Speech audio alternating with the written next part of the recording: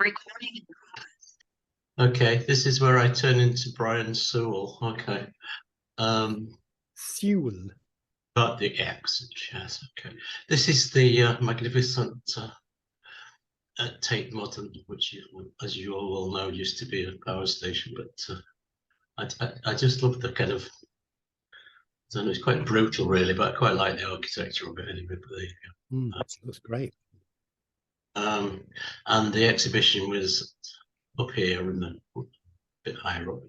Not massive actually, but quite nice. And there's the man himself, self-portrait.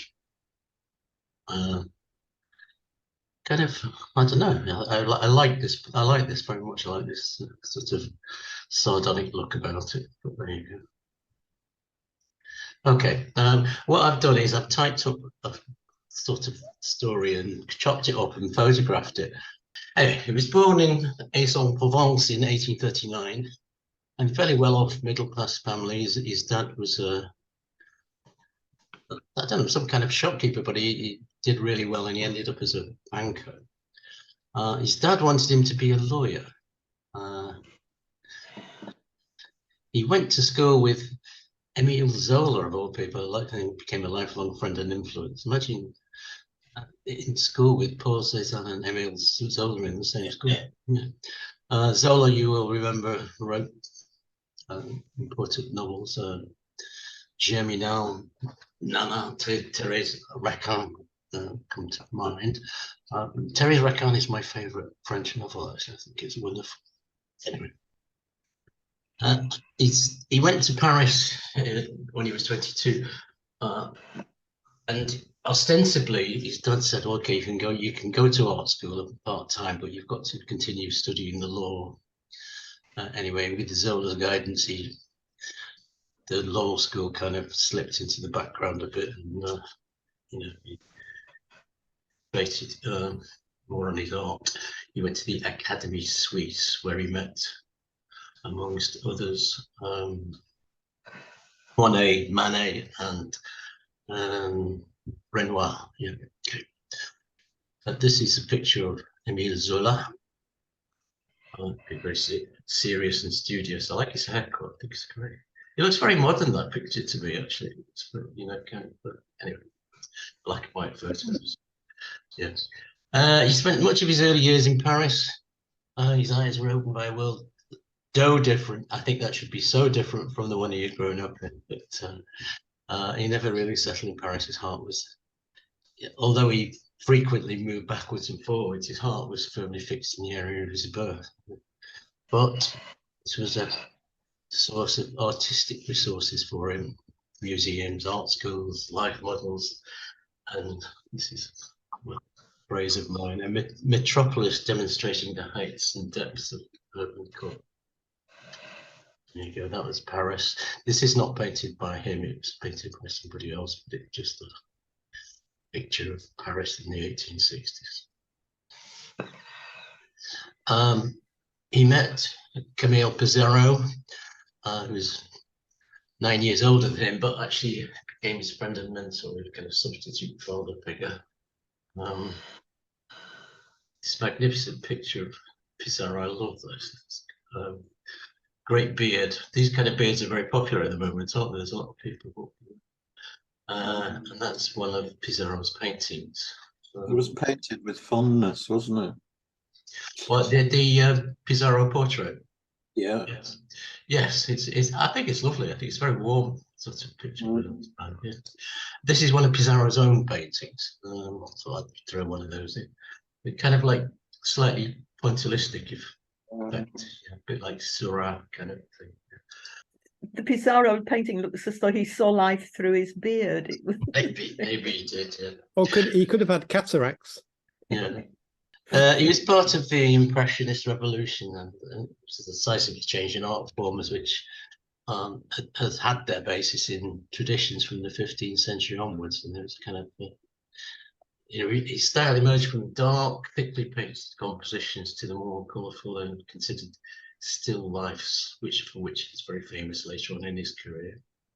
This one, to me, seems very much alive. It doesn't seem like a still life at all. I don't know why, but You see what I mean? It's kind of, the colours are so vibrant and bounce out at you. Anyway, there you go. That's showing him using different kind of media. This is a very different type of still life experiment. He wasn't terribly political, overtly political anyway, but he kept most of his beliefs under his hat. But unlike Zola, who was a staunch Republican, and Pizarro, who was a committed anarchist, his paintings tended to reflect his beliefs. So there you go. I don't know what that word means, but there you go. I think it's probably reflect. Good one. Yeah. But he was concerned about emancipation came much later in France than it did in England, so they still had slaves around the world much later than we did, or I mean, even though they still existed. And he was very concerned about the situation, and he was also interested in the role of women in society. In those days, women probably were treated pretty badly.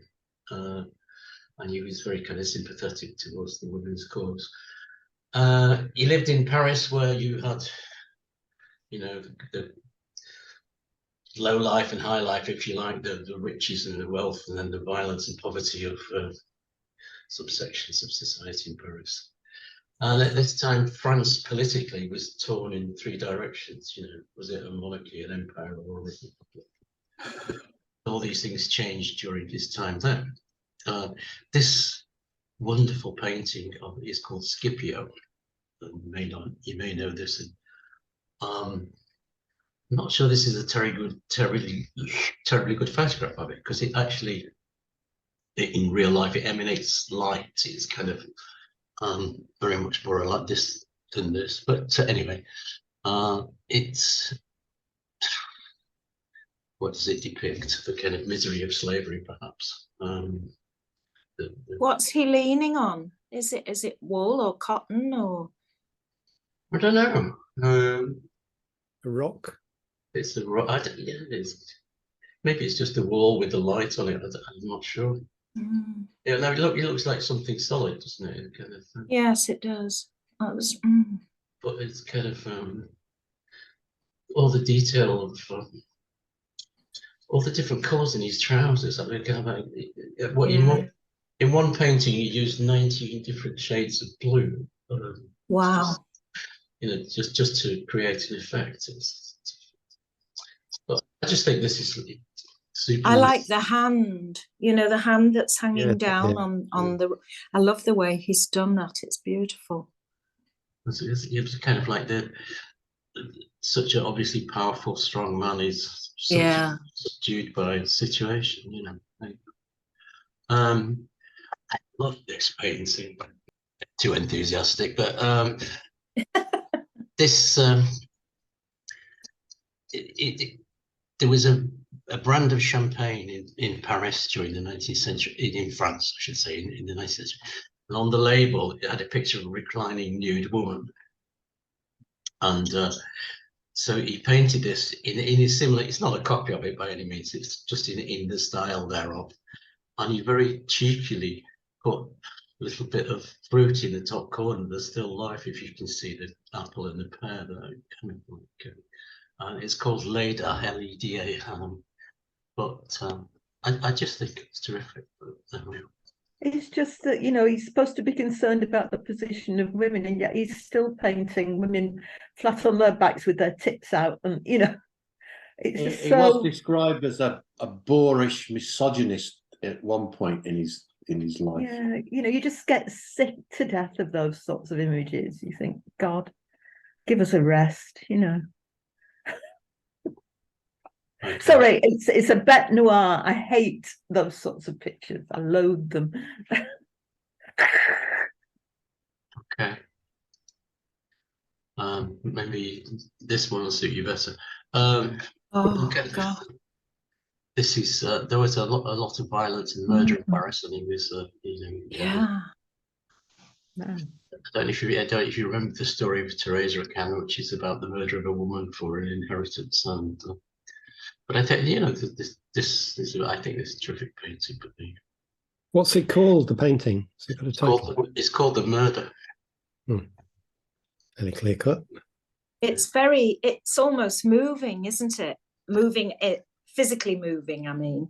You know, you can feel the movement, the strength. You get the sense of movement about it. Yeah. Sort of, I don't know, it's very kind of, this person here seems very matter of fact about it. They're just doing a job. Holding her down. Yeah. Is that a woman on the right? Yeah, I think it's Yeah. There you go. So perhaps that reflects the other side of him. But he married, well, he didn't marry actually. He met Marie Hortense Fiquet, a 19-year-old bookbinder in 1969. And defying middle-class conventions, even in Paris, she moved in with him, and she remained his lifelong companion and was the mother of his own child, born in 1877. She is, in fact, the model for many of his female portraits. They married in 1886, but he didn't tell his dad that they were living together or that he had a son for a dear. simply because his dad used to give him an allowance. He may or may not have approved of this relationship, so it was kept in Paris and not taken down to the south of France. This is a portrait of which is, no, I don't know what you make of that. It's not terribly. He did paint a lot of portraits. That's how she actually looked. Not painted by him, but painted by somebody else. But this is called Madame Cezanne, which is very different from his. But there you go. It looks like he's done that in a hurry. The other one. She looks as if she's got mumps. Yeah, a lot of his portraits are, kind of stark, if you like, not necessarily, sensitive of but painting. I think he's probably more interested in there's more interest in the dress than the face. Yeah, that's very well painted. She looks quite stern, doesn't she? Really. Yeah. But there you go. That's how she. This is their son. Oh, that's lovely. Beautiful. Yeah, what a lovely face. Paul Jr. Only child. They called him the little dumpling, which I don't think is very. Not sure how nice that is, but there you go. That's what he was called. But it's a nice painting. In his youth, he holidayed in L'Estaque in the Bay of Marseille in the village of Bicamer, a place of refuge throughout his life. He hid there to avoid conscription in the Franco-Prussian War. I told you there were a lot of mistakes in my typing, but they weren't. Yes, so the contrast between the sunny landscapes of the south favourably with the dark of the north of France, and his brush strokes show the rugged surface of the sunny rocks. It's a glorious painting, I think. And this is oh, that's beautiful. Mont Saint-Victoire, which he painted 40 times in different paintings, kind of like this was kind of the local area where he was most happy. So another slightly different view of it. You can see the later style of his painting here. And there's another one. Oh, that's wonderful. Is it a volcano? No, I don't think so. I think it's just well, it may be an extinct one, but it has that look about it, doesn't it, of a volcano? Yeah. Mediums like i.e. oil-based paints, watercolors, pencil, ink, blah blah blah. He experiments with all these things, even lightweight easels you could carry around, so he could work out dollars more easily. But he was sometimes rich, sometimes broke, so his kind of fluctuating financial situation reflected his ability to splurge on all material. In 1886, his father died, so he inherited the estate down south, which gave him some financial stability.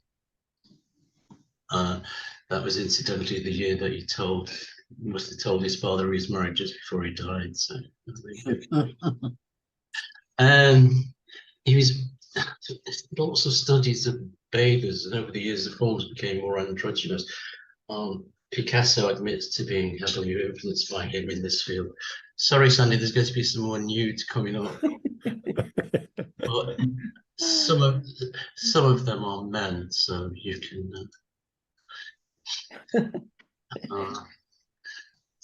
kind of bliss. I don't think he was.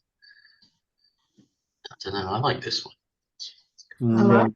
I like that one too. Great. This is it's not obviously not a bather, but he's a kind of a young boy.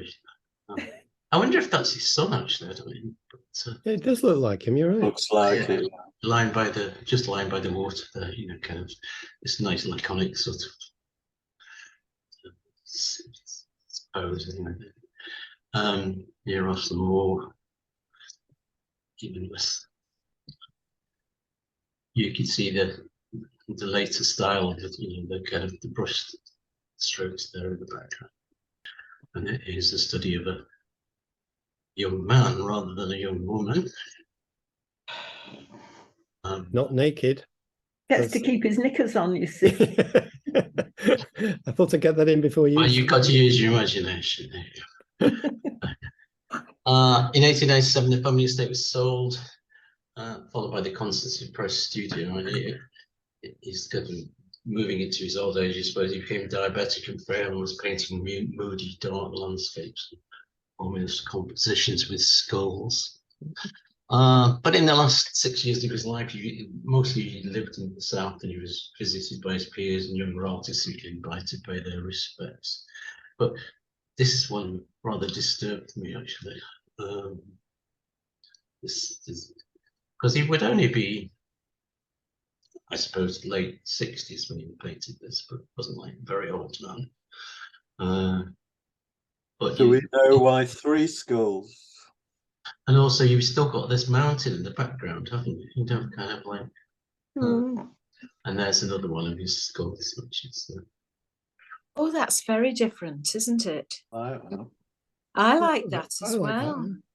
Yeah, it's perhaps The other because one it's light. The other one looked a bit crude to me. This one looks much better. The first one, which one? The second one? One before it, yeah. Okay. Well, I think some of his painting is rather crude, actually. It's kind of, it's not attempting. What do you think he's getting at here? Incipient death, I think. Yeah. Okay, but basically a modest man. I think he's revered by people like Picasso, Matisse, Henry Moore, Jasper Johns, etc. And he was the bridge between tradition and modernity. Oh, that's lovely, that one. That's the one you showed, isn't it? Yeah, I looked through them and I thought I really like that because it shows him doing his art as well. Yeah, I love that. And I bought some postcards. I didn't buy a print. The postcards cost me 10p each. So, oh, that's all right. Oh, good one. I bought 12. Well, there you go. Kind of mad.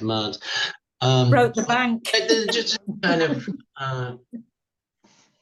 I just represented different periods of his painting, so that you've got this south of France, the still lives, the later skulls. What did you think about the exhibition, Graham?